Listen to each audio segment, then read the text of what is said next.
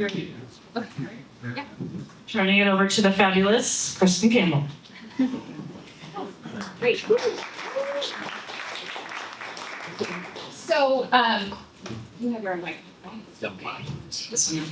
So we are about to start a really fantastic philanthropy panel, but I actually want to start it in a little bit of a conversation with my friend Reed.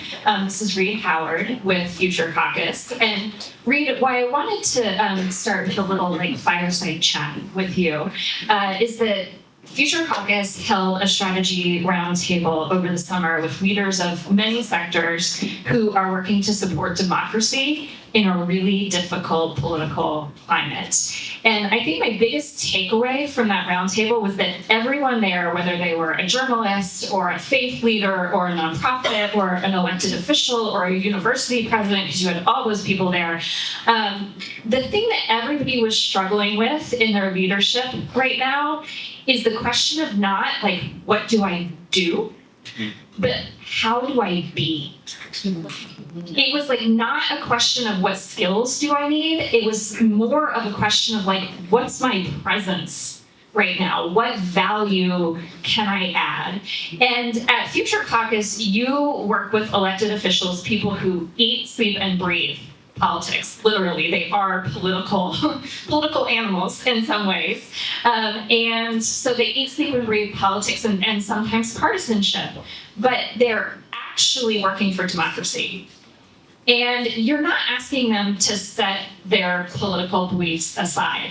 Actually, quite the opposite. You're actually asking them to embrace and double down on their political beliefs in service of a larger shared belief towards the benefit of democracy, which, of course, is not dissimilar to what PACE has been trying to do with funders over the course of the last year.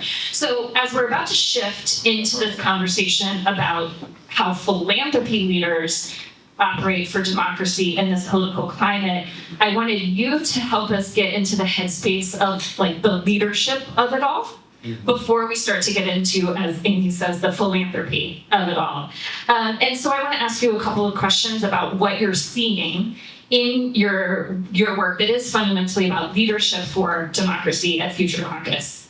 Is that okay? Let's do it. Okay. So the first question is what does a leadership in service of democracy look like right now? Yeah, that's a good question. We're not forced to live in precedented times. What a snooze fest that would be. But I think that all of these systemic barriers, these headwinds, really underscore the importance of leadership in this moment and the people who are stepping up. And one of the things that I have seen from the young folks who are running for office all across the country and are serving is this genuine hunger to get things done. We have stickers that we give out. We're a Gen Z and millennial organization. And our most popular one, the ones that lawmakers put on their laptops on the State House floor, says, "I got elected to get shit done." You wouldn't think an elected leader would choose that, but they do. And I think this leadership that's effective, that's about delivering results, is something that we need more and more of, that we need to incentivize. And there's this great theologian, civil rights leader, and academic, Reverend Dr. Robert Franklin, who was at the Ford Foundation for a while before leading Morehouse University as president. And he has this definition of moral leadership that I think is really helpful for us as we think about what's needed for the times ahead. And he says, moral leaders are people with integrity, courage, and imagination who work for the common good while inviting others to join them. So all of those things are part of the posture, the positioning of the heart of what leaders need in this moment. You have to have courage to stand alone and accept the risks of standing alone when necessary. You have to have integrity and know who you are and who you're fighting for, especially when it's convenient and the incentives are lined up for you to behave in ways that are much more partisan and polarizing. And you have to have imagination, an exciting vision of what the future could be, and invite people into that vision. And then do it all for the common good, so that everyone can live fulfilling lives. And then the last part, I think, is key, and that's what I think all of us need to embrace as we move forward, is that spirit of invitation, of inviting others to join you. And that means being really humble and listening to people. It means getting proximate to global communities. And that's why I think the leaders in the Future Caucus Network, especially our lawmakers at the state level, are so good at insulating themselves from some of the polarization that we see in Congress, is because they are in their local communities. They not only live there most months of the year, but they're listening to people in the grocery stores. And that's just something you don't get at the congressional level. Sure. So I think that's the first important piece about leadership in this time. Is that different than what leadership required or necessitated 10 years ago, 20 years ago?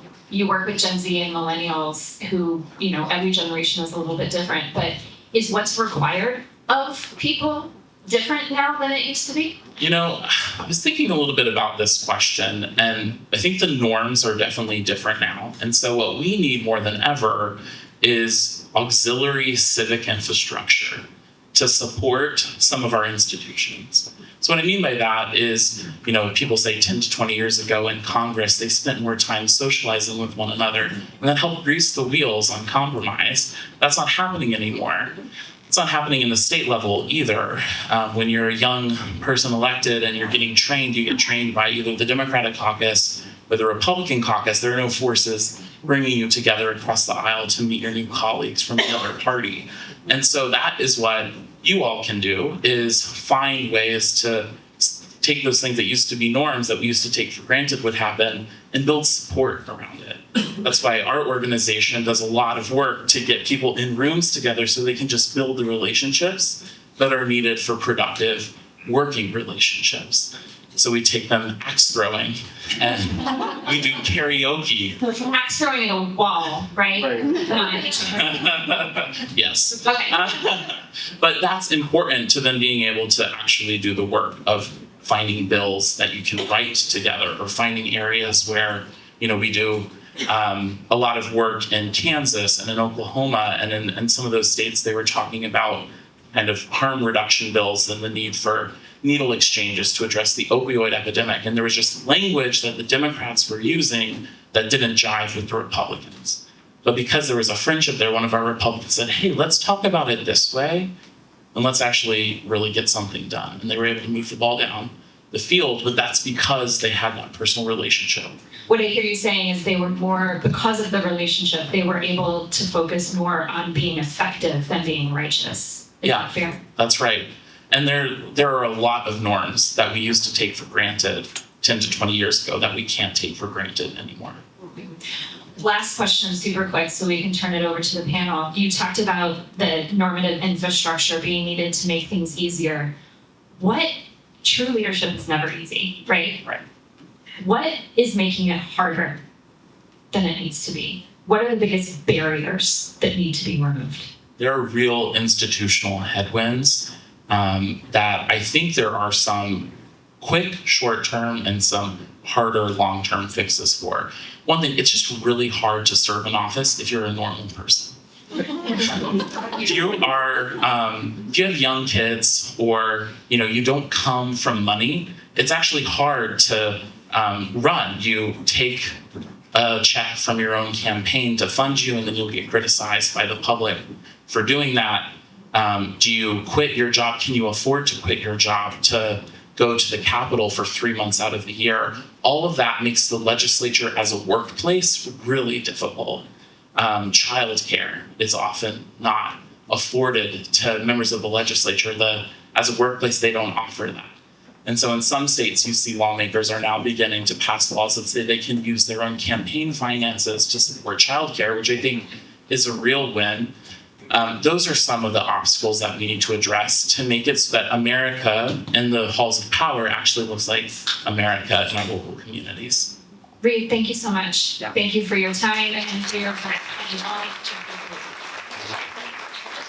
Amy, you're going to lead us into leadership for philanthropy, right? Take it away.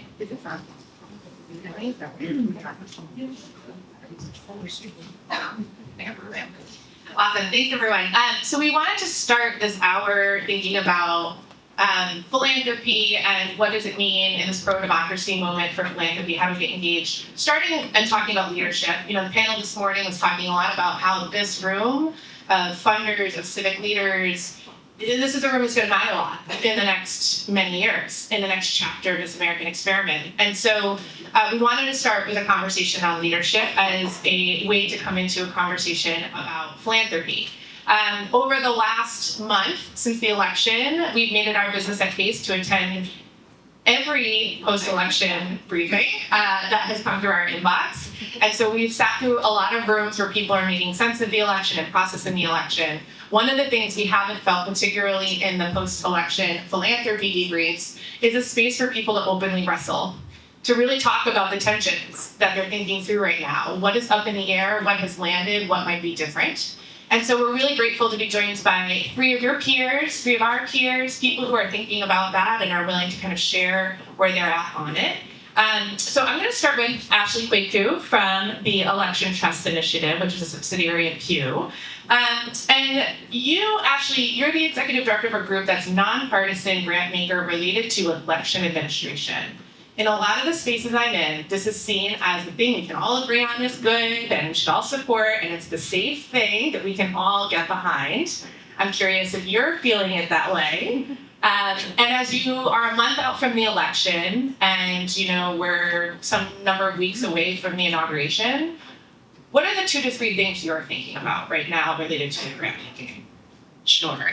Thanks, Amy. It's really great to be here. Thanks for the opportunity to talk about our work and the way that we're thinking about this moment in time. So I've spent I wasn't here yesterday, which I missed your election panel because I was in a day and a half conference down the street with election officials who have been gathered here in Washington for the sort of the first post-election period where they were processing this last cycle. And I would say they certainly don't see this as a safe or uncontroversial area of work. And I know you heard from David Becker yesterday, but these public servants have been over the last 4 years, harassed, threatened, abused, for 4 years. In many cases, they are traumatized. They have PTSD. They're, in some cases, been driven out of their jobs, being ostracized in their communities.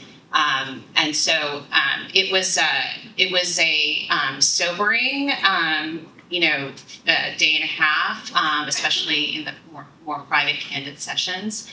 And I think, in spite of all that, I think, we should all be proud of the very successful election that we had. And I think the one thing I've been thinking about is the fact that there, in my view, has been a pretty deafening silence in acknowledging that we had a really good election and that our democracy worked, our system worked.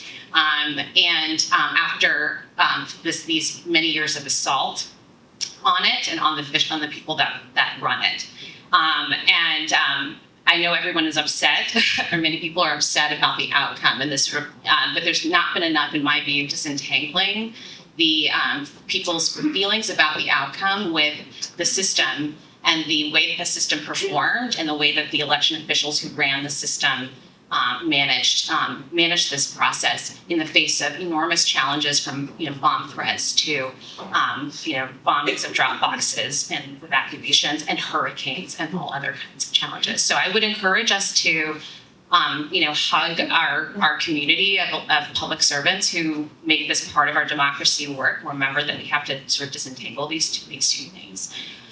The other thing I would just say is that, we really take a long-term view about our work. We work in a part of elections. I think most of you probably think, our work is done. We've been doing elections for the last 2 years, but we don't work on the sort of voter engagement side of the process. And I think that this has sort of been a gap in the democracy landscape, is realizing that there's sort of two sides of the system. This is more on the kind of governance side for someone who raised that earlier. We're working on this sort of the nuts and bolts of the system, the workforce that's working on it. So our priorities are pretty stable in this post-election environment because we think about infrastructure like our workforce. We're facing a high in sort of turnover of the election official workforce. They're aging out and they're also leaving because it's a hard job and it's not really worth it anymore. So where's that new pipeline coming from? What kind of training are they getting? 19 states in the country don't have training programs for new election officials. 7 states don't have any training for election officials. So that's really nuts and bolts kind of work. It is, so it may not be safe or uncontroversial, but it's kind of boring. And I would argue that sometimes boring is good because you can do good things. You can get something done, and that's really what matters in terms of the experience that people have with their democracy. Exactly. I'm going to turn to John Gruber from Einhorn Collaborative. So John, Einhorn is really focused on the crisis of connection in the United States. You guys have been a lead funder and been Pluralist since 2021. And so you think a lot about kind of the culture and the connection and human relationships that are really, I would say, prerequisites for a strong democracy. What, if anything, is changing about the way, the vision of your grant making moving forward? And is anything changing even like about the mechanics of your grant making moving forward? Thanks, Amy. Great to be with you all. First, I'll say a bit about how we are also staying the course, and then some of the curiosity and learning we're leading into about how our work may evolve. So I think it's evident, last night we heard we shouldn't try to draw conclusions too soon or too definitively from what happened. I think a couple of things are clear. The election was actually really close, at least from a popular vote standpoint. The country remains deeply divided and highly polarized. Measures of social trust, belonging, loneliness, confidence in the future, misperceptions about the other side, those are all still trending in the wrong direction. The election didn't change that. And so the work that we've been investing in for years to strengthen a culture of connection, to strengthen the ecosystem that's powering the work of pluralism is still vital, urgent work. And one of the risks that I think we're trying to guard against is that some of the philanthropic funding may swing towards the also urgent defense, triage, resistance work, which is hugely important. We're going to still major in the work that we've been majoring in. And I think we need to be able to make the case for and demonstrate the relevance of the human side of democracy, that work as just as critical in the years ahead. At the same time, we're leading into a lot of curiosity and possibility about how we might need to evolve. I was thinking about Adam Grant, psychologist, wrote a piece a couple weeks after the election where the title was something like, if you're sure how the next 4 years will play out, I promise you're wrong. And he talked about how human beings are uniquely able to think about and imagine the future. And a lot of studies have shown that we're really bad at predicting how things will actually unfold. And so trying to bring a spirit of humility and open-mindedness to not overreacting or underreacting in the work ahead. I'll just offer a couple inklings of insight and new directions that we're starting to think about. One, I think in the work of bridging, there may be new possibilities to open up lines of engagement that have not yet have been harder to tap. So the diverse multi-ethnic coalition that Trump built in winning this election, I think needs to perhaps scramble our assumptions about the stacked mega identities that we have believed are really clear-cut and fixed and that map neatly to race, geography, education level, political affiliation. And I think that's helpful because one of the hallmarks of bridging work is to get past one-dimensional assumptions about identity groups and to kind of soften our perceptions of who others are. Secondly, some of the partners we work with in the bridging space have already shared anecdotally that they're seeing more willingness and openness to participate, especially from right of center Americans. Like many of you in the room have already done a great job of trying to bring more balanced participation into this work, but I think we might see new openings on that front as well. Two other quick thoughts. One is that the election, I think, brought greater recognition to the struggles of young men in this country, and the growing body of research around heightened levels of loneliness, mental health challenges, declining education, and economic attainment, and how that is linked to the threat around the allure of extremism, identity-based hate, authoritarian rhetoric, and so the PACE Civic Engagement Primer and the Spectrum that showcases the variety of ways that communities can come together and strengthen their civic health, including volunteering, giving to their favorite local nonprofit, letting their voice be heard at their town halls, boycotting or boycotting. So showing that there's this really broad example of civic health. And one of the stories I tell in this space is we were organizing funders around the census, and my colleague Jocelyn is here from Census Equity Initiative, and so she'll appreciate this as well. She's heard the story many times. But we were organizing funders to invest in the 2020 census as part of our civic health work. Another way Americans can engage in their government to ensure they're actually counted. And a local family foundation came to the lunch we hosted, mostly because they wanted the free lunch and they trusted me and kind of wanted to be a good friend. But they actually told me before, I don't think I'm going to invest in the census. It's not one of our priority focus areas. It's not one of our priority pillars or mission areas. I don't think our board would even approve it. So as we were talking about the strategies of census engagement, and especially engaging historically undercounted communities, in Arizona, the focus is on the Latino communities, but especially Latinos with families who historically are undercounted and don't count their children, even though their children utilize a lot of the resources that are then divvied up by the census count. So they were going over the strategy of simply printing the census logo on baby onesies to distribute to federally qualified health centers and pediatricians, just to passively get that logo in people's minds, and they distributed them to historically Latino communities. And this private family foundation program officer is just like, wait, we fund 0 to 5. We could children 0 to 5. We can fund those onesies. And I'm like, congratulations, you are a democracy funder now, right? So it's making that mission moment connection between funders, that if you are in education, in environment, in XYZ, you are a democracy funder. So that's really the space that we're really leaning into with our grant making and with our funder organizing. Is there anything you're rethinking at this point? Oh goodness. I think that we are also holding the kind of riding off of what John was saying, is just connecting with trusted community messengers, especially in our as a health foundation. Our board is like, stay in our lane as a health foundation. And one of the things that we are looking at is, even after the pandemic, medical professionals are still historically trusted messengers.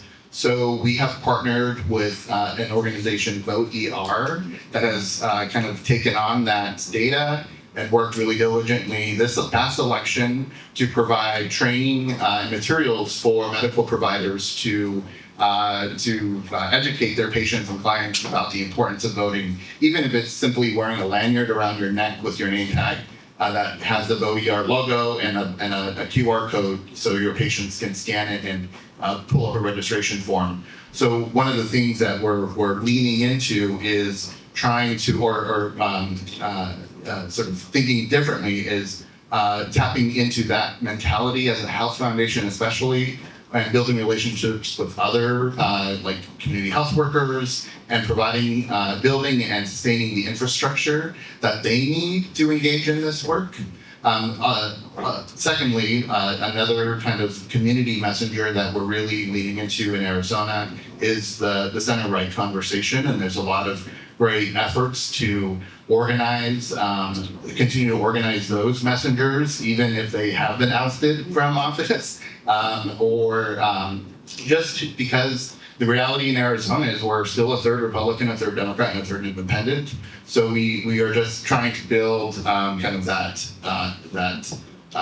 build and sustain that infrastructure. And thankfully, again, we have great insights from PACE and the Civic Language Perceptions Project. We actually did an oversample of that study in Arizona, so that not only are we building and deepening relationships with those trusted community messengers, they have the right data-driven messages. Great, thanks, David. I want to come back to you, John, because last week when we were talking about this conversation, you raised a really interesting reflection about what changed for Einhorn Collaborative after 2016 and the story of the grant making and the work and the strategy and the vision. Can you share a little bit about that as perhaps a story of open-mindedness and inspiration, and really how are you leaning on that moment for how you think about this moment? Sure. So after the 2016 election, we launched our version of a response fund, which was an outgrowth of our mission and focus on the relational and cultural side of the equation. And we ended up making grants to 35 plus organizations and initiatives that were trying to help Americans come together across difference in the wake of that really divisive election. And at the time, that was a very lonely space, philanthropically speaking. There wasn't as much investment and interest in that area of work, which I think fast forward to where we are now has grown and evolved in exciting ways. And at the same time, there was this debate and conversation amongst funders, like what priorities really matter right now. And I'm starting to see that again already. This week, there was a piece in Democracy Journal that basically makes the case that small d democracy work is kind of tangential and a distraction, and that really the work that is needed is around structural reform. And I would say yes, and that I think it's sort of a unhelpful argument. Like we should lean into the tensions and differences across our areas of focus, and at the same time, work is needed on multiple fronts. And it's okay that we might major in one area of work and other funders might pick other lanes, but let's not get into this zero-sum debate about what work is really urgent right now. I think that's tricky. Another reflection from that work we did after the 2016 election is that there was a lot of innovation and entrepreneurial activity in the bridging world. So there were many organizations we supported then that were long-standing, great organizations that we knew well.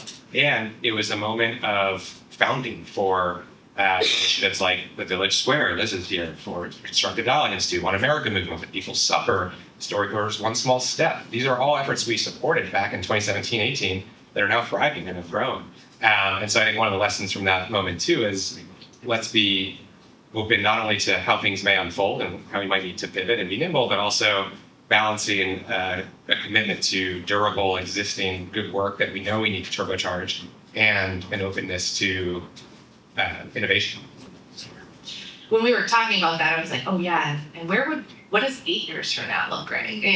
What can we put in motion right now that 8 years from now we'd be on a panel talking about in the ways that you were reflecting in 8 years ago. So I'm gonna ask two questions for the panel, and then I'll open it up for questions. Anyone can chime in here, but I'm curious what you think leadership right now looks like in philanthropy, both as individuals and your role as grant makers, but also collectively as a field. I would like to chime in on that one.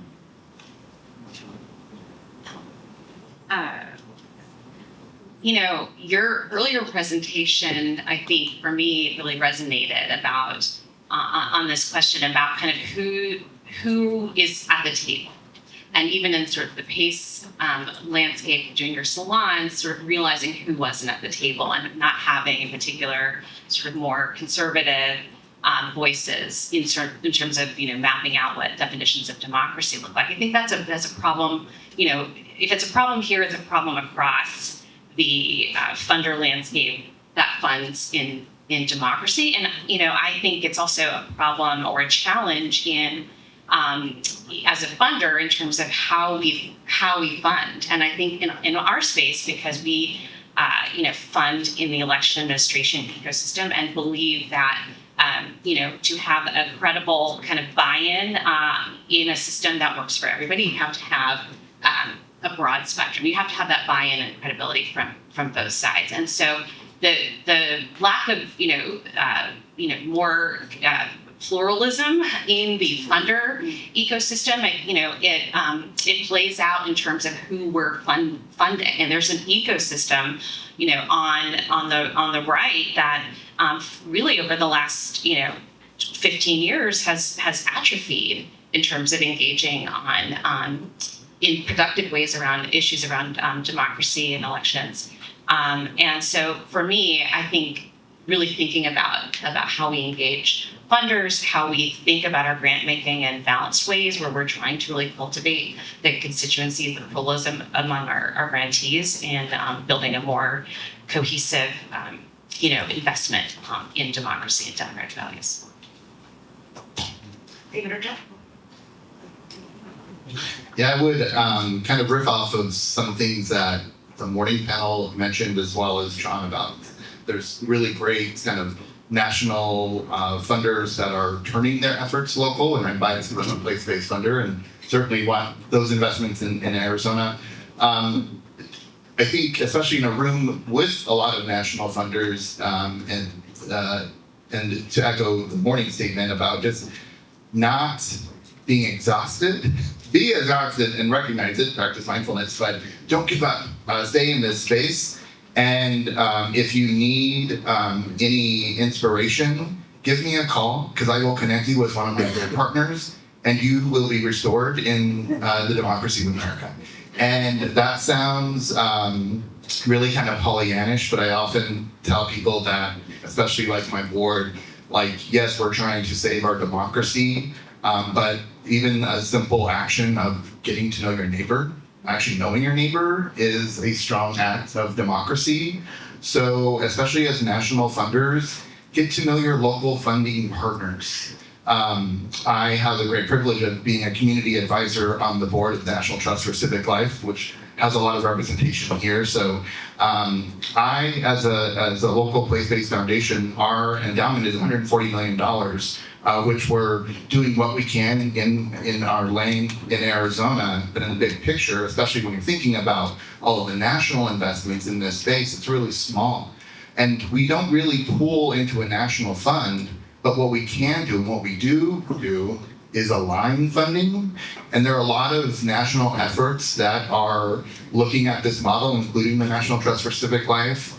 And there are a lot of great examples through that effort with civic hubs and civic entrepreneurs in Appalachia, in the rural South, the border tribal areas, that are really taking national pool funding, but also building intentional relationships with local funders to explore aligning their funding to those great efforts. And I want to thank Laura, who is from SHIFT, who is one of the nominators. So thank you so much for all of your work on that front.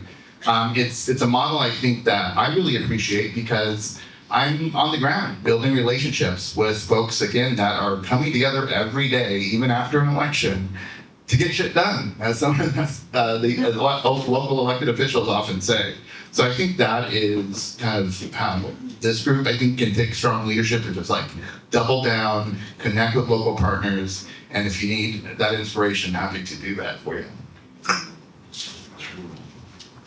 Three quick thoughts. One is that I think leadership is largely about listening to our grantees, to our field partners.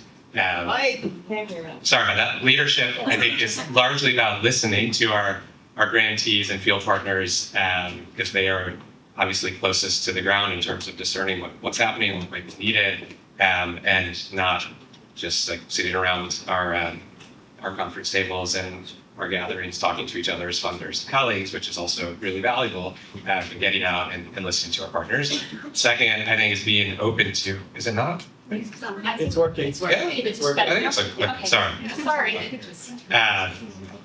Second thought is being open to different approaches to grant making and advancing our work. I think is one of the questions you asked earlier, Amy, is like, we're going to continue to focus on our kind of pro-social, field strengthening, collaborative work. And there may be some defense-oriented measures that we might take given risks to particular strategies and partners of ours. So we have a whole body of work around early relational health in pediatrics, and cuts to Medicaid that are likely to come. A huge risk to families to receive high-quality pediatric care. And so we might do some work in that realm. We are a national service funder. AmeriCorps is yet again going to be at risk of being cut or maybe zeroed out. And so there may be work to do there as well. And last point I'll offer is I think this is also a moment for funders to try to model the kind of pluralistic relationships and engagement that some of us are trying to support out in the world. That's been a hallmark of the work at Pluralist. It's been one of the most rewarding aspects of my experience being involved. And that's not just relationships across the ideological divide. I think even funders coming together across different theories of change, different institution types, different geographic scale of focus, it of course adds complexity when you try to bring all of those perspectives together to do shared work. And it's not just that it's like satisfying from a signaling standpoint. I actually do think it gets us to better, more creative solutions and strategies. And so to the extent that we as funders can lean into that way of being that you and Reed spoke about earlier, I think is also important. I want to bring the point David Becker made yesterday on the panel that in terms of leadership, there's a really important role of just like what does success look like over the next 5-10 years? And as philanthropy, we can set a lot of those definitions, some of those expectations, and holding the line might be the win. Right, and so I think there's a lot of wisdom in that too. Last question before we open up. So this is a little bit of me working it out on stage right now. I feel like I'm in a lot of conversations where folks are saying pro-democracy funders need to get better at funding ideas and people and not outcomes and projects. Do you agree? And what the heck does that mean? I mean, I know what it means, but what does it mean? You know, like, what does it look like? Help me work this out. Do you agree with it? And what does it mean? Both hands. So 2 examples from Arizona. On the kind of project and initiatives pieces of it, but also reflecting about what the electorate is saying is sort of these bread and butter issues that they're really concerned about. So in another example of every funder is a democracy funder, there are a lot of funders in Arizona that help stand up an entity that we call the Economic Resource Center, based at an organization called Local First Arizona, which tries to inspire more local economic and community development, shop local kind of concepts. And they set up the Economic Resource Center initially as the Economic Recovery Center through the pandemic, to try to tap into all of this federal funding that came down to the states. And local nonprofits and cities and towns and tribal communities knew the money was coming down. They just really didn't know where to access it, nor did they have the infrastructure to like even come up with like a federal grant like DUNS number, right? They're like, what is that? There's a new name for it, I can't remember. But so we stood up this clearinghouse where we had a staffer just scour every possible federal grant opportunity that was coming down, provided a weekly email distribution list of those opportunities, and as especially rural, tribal communities and towns and nonprofits saw a fit was one of those, we connected them with a free grant writer or a free coach to help them line up all of the tools that they needed to do. That helped local, that has such a strong local impact because those federal dollars replaced water pipes in a town of 2,500 so that they have clean drinking water. That's a bread and butter issue. Similarly, we aligned funding with the Build Health Challenge out of the De Beaumont Foundation, another national pooled fund that aligns local funding. In Arizona, we had a community that did not have a child care facility within 50 miles of the town. And even the next closest one, there was a wait list. So the community came together, accessed this the national funds, we aligned local funding to it, and they rebuilt a new child care facility to help address that bread and butter issue. So you can't lose sight of kind of what the electorate is telling us by investing in these important projects and initiatives, but at the same time, we can invest in people and ideas.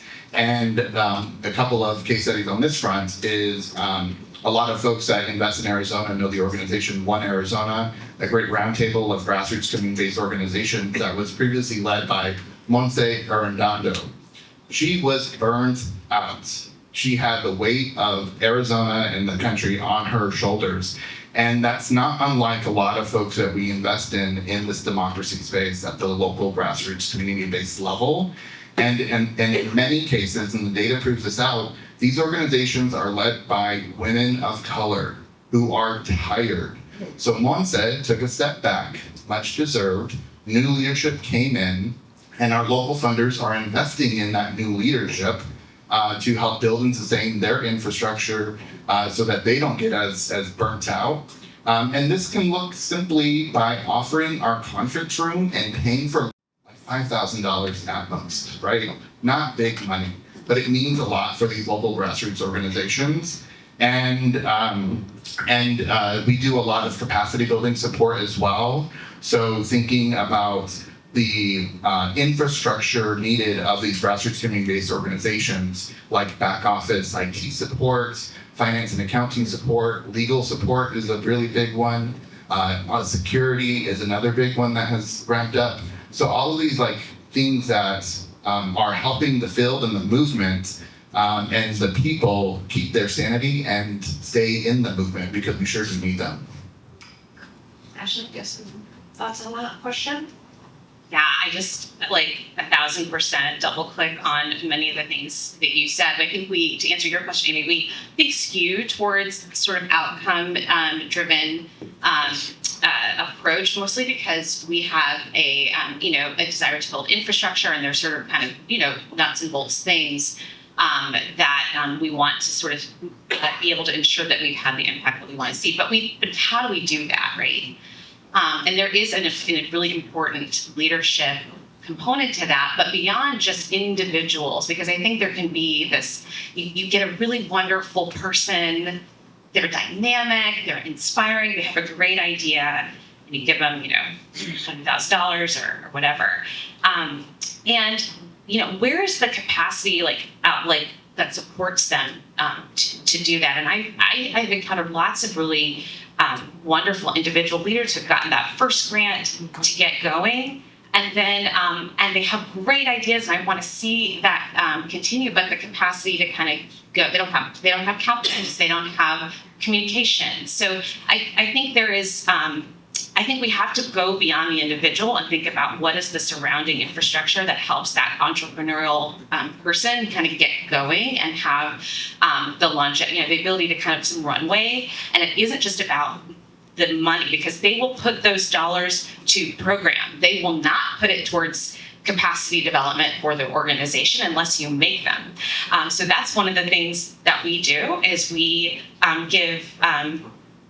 provide dedicated funding to help build, identify, for organizations themselves, identify what you need from an organizational development perspective, strategic planning, fundraising capacity, continuity plans, because people get burned out and they need to leave.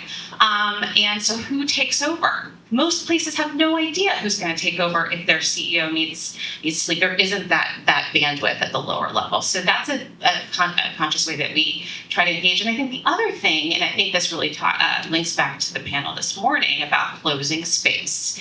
And what does it mean to invest in leaders and in organizations in this moment? And I do think this is something that we, as Philanthropy, need to be thinking about. We have already been thinking about in the election space, because I think really elections has been the tip of the spear here. It's been the canary in the coal mine to what's coming to everybody else, because the election officials at the local level and the election serving kind of infrastructure that supports them has been under attack for the last 4 years. They've been investigated, they've been doxxed, they've been harassed, people have come to their homes.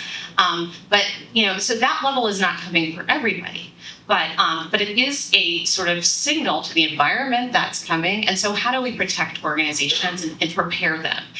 What kind of legal support do they get? What kind of document retention policies do people have? What kind of communications infrastructure exists to help people on the crisis communications front? If Sarah Long was still here, I know she would stomp up and down and agree with me. If David Becker were to share with you his personal experience on this front from yesterday, I think he would completely agree. So I think as funders, we have a responsibility to harden civil society in this moment where there is increased vulnerability. John, last thoughts on this question? From a national perspective, a lot of the work we've done to try to strengthen fields and ecosystems, I think we need that both and approach of strong organizations and programmatic work, as well as big thinkers and researchers and new ideas, and also connective tissue that helps to knit it all together. I think we've seen that in the pluralism space and the social connection field as well. I also think that sometimes investing in an individual and inkling of an idea can have unforeseen ripples of impact that turn into great programmatic work. So one example, we supported Amanda Rickley in 2017 to do the initial research and writing that led to her Complicating the Narratives essay, which then led to the book High Conflict. Fast forward, she recently launched an organization called Good Conflict that's training journalists and communication leaders across the country in a kind of methodology around how to bring greater nuance and complexity and sense of hope to how stories get told in our media ecosystem. And so, taking a bet on big thinkers, Rockefeller invested in the work that Jane Jacobs did decades ago that led to foundational work that built the field around urban development and built environment. And so I think there's opportunity there as well. I'm a huge Amanda Ripley's fan, so thank you for doing that. I'm going to open it up for questions. We have about 10 minutes. Yeah. I'm Andrew Sellington from Public Agenda.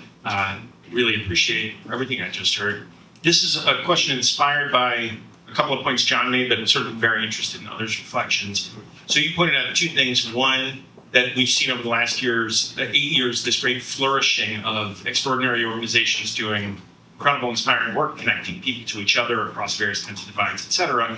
And also that all of the indicators we're interested in that space are moving in the wrong direction. And I'm wondering, what do we know about, and what don't we know about whether we're doing the right things and it's just a question of more fuel and more of it, and it's early days for a social movement, 8 years in, et cetera, versus like when I'm thinking about the kinds of forces that Ashley was just referring to that are overwhelming whole systems, that it's just like we're in a sea that is way too powerful for the tools we have, and we have to think about it entirely. Like, what do we know about that? What do we not know about it? What might we do? It's a great question. I think the answer is a little both to both of the hypotheses you floated. I think the state of measurement around programmatic work in the bridging pluralism world has actually come a long way in the last few years, and I think our conversation about it, maybe at the funder level, hasn't caught up with what's actually happening on the ground. Some of the practitioners here, I think, could attest to that. And a lot of the work is still happening at a small scale. And so there is a question about not just fuel and greater resources, but pathways to scale that I think we need to innovate on. Like the Team Up project that Mary Ellen from Interfaith America has led, I think is a really intriguing model to bring bridging methodologies and practices to these large footprint national civic institutions like the YMCA, Catholic Charities, Habitat for Humanity, as a different kind of play around scale and spread. I think we need more of that kind of innovation.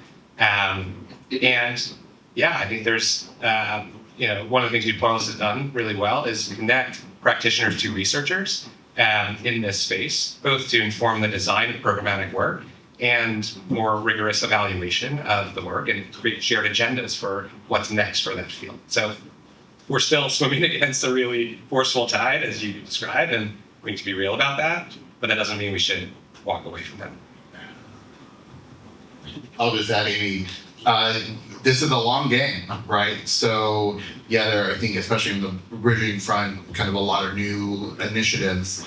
We track in Arizona what we call the Civic Health Progress Meters that are collected by the National Conference on Citizenship, or NCOC, through the ACS. They'll be releasing new numbers in early next year that we're really utilizing to track our progress in Arizona about how people are connecting in their communities by yes voting, but also volunteering, charitable giving, boycotting. We have 13 measures that prove connected communities and civic participation. And where we frame our civic health portfolio, actually connected it with a decennial census. And that leads into redistricting and the election policies that really set the rules of the game, as the PACE primer says. that really drive data, decisions, dollars, and so in it for the long haul. So let's add fuel to the fire and leverage these data sources to see long-term impact, I think. Other questions? Hey, Ryan Eller with Appalachian Funders Network. I want to actually go a little bit deeper, hopefully, in this sort of same vein, because I'm inspired by some of what you're starting to talk about, I think, with the mechanics of your funding. And I've heard, certainly all day today, yesterday, probably for the last year, in philanthropic circles, we talk about the urgency and the sort of critical nature of the work that we're doing. And yet what I haven't heard a lot of discourse on is when we talk about this sea of this wave that we're up against, what we're willing to do in philanthropy to actually meet that moment courageously. And by that I mean, like Justice Funders put out a report that $1.8 trillion was invested by philanthropy in the same extractive economies that now get turned around and, according to the presentation last night, have Elon Musk, offering a lottery to buy those, right? I'm in a rural community. We get $40 per capita maybe compared to the $400 nationally, compared to the $2,200 from private philanthropy. When you talk about democracy funding, it goes down to like $4 per capita, right? And so I'm curious to hear more, any ideas that you all have on those mechanics. What can we do in a bold way in this moment to help turn that tide, other than just, I think David's great idea of like, let's host people's retreats, take that thing off of it. Are there more of those that you're hearing?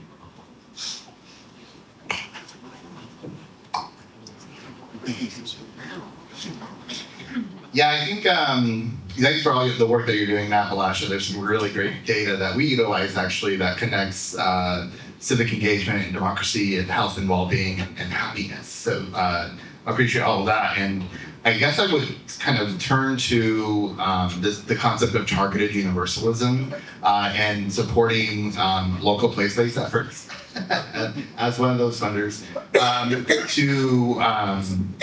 to kind of focus national dollars, especially into those kind of targeted, focused areas. And it's more than just like a proof concept or proving a point, but just showcasing that there are tremendous civic entrepreneurs leading civic hubs, doing incredible things throughout the country. And it's a model that the Trust for Civic Life has really embraced and really focusing their outreach and their investments in areas like Appalachia, the border, and tribal. That's still pretty expansive, but I think they're, as you I'm sure can attest, really, really great examples. One story that I am just thrilled to read about in like 5, 7, 10 years is Asheville, North Carolina, right? They were already doing some pretty cool civic hub, civic entrepreneur work, obviously devastated by the hurricane, but that community sure is coming together and rallying real quick. And it's those examples where folks ID an area like Asheville, rally around them, focus dollars, pool dollars, align funding into those areas that I think can be really impactful in that area, and then can have this ripple effect outwardly. The other kind of story connected with the investment we made with Local First Arizona and the Economic Recovery Center is we're a small foundation. We invested $50,000 in that. The total investment from Arizona funders was about $800,000. They have since secured more than $90 million of government grants and contracts for rural and tribal communities throughout the state of Arizona. So focusing again with that tremendous impact. I would echo sort of a lot of also what you said about place-based, and I think national funders, it's a lot of work to think about doing smaller grants and also place-based grants. It's easier in some ways to go with the national organizations. I think that's why kind of intermediary funds can be helpful because they maybe just have staff and bandwidth to go like a level deeper on particular issues. And there's a lot of, like Morlist and others, very good examples of how you can just get more down in the weeds when you have those kinds of funding mechanisms. I think it's the same thing with aligned funding. I was told, don't go after aligned funding because it's a lot of work, but I think actually how am I gonna know how to engage authentically with communities in a place without a local funding partner? So it's more work to do these things as funders, but we gotta figure out how to staff it, how to structure ourselves to be able to do that. Yeah, stop there. Thank you so much, panel. You guys did great. We really appreciate your insights there. I have a couple of housekeeping things before I turn it to Siri. This is kind of fun. If you want a headshot, our photographer is going to be doing headshots for free. If you just want an updated one from today, if you like the way you look, use it, not use it, whatever you want. That's going to be upstairs during lunch, which is now until 1 in room 6N. So again, if you want a new headshot, feel free to head on up there. We are going to break for lunch, which is over in our